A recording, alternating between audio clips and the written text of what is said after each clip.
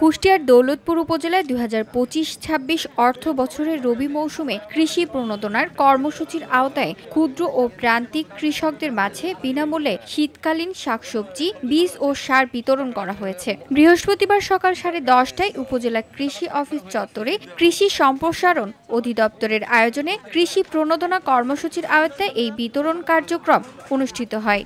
বীজ ও সার বিতরণ কার্যক্রমের উদ্বোধন করেন উপজেলার নির্বাহী কর্মকর্তা আব্দুল হাই সিদ্দিকী। এ সময় আরও উপস্থিত ছিলেন উপজেলা কৃষি কর্মকর্তা রেহেনা পারভিন, অতিরিক্ত কৃষি কর্মকর্তা আলী আহমেদ, উপজেলা প্রাথমিক শিক্ষা অফিসার জনাব মুস্তাক আহমেদ, রমজান আলী সহ উপজেলা প্রশাসন, কৃষি কর্মকর্তাগণ, সাংবাদিকবৃন্দ ও 14 ইউনিয়ন থেকে আসা ক্ষুদ্র ও প্রান্তিক কৃষকরা উপস্থিত ছিলেন।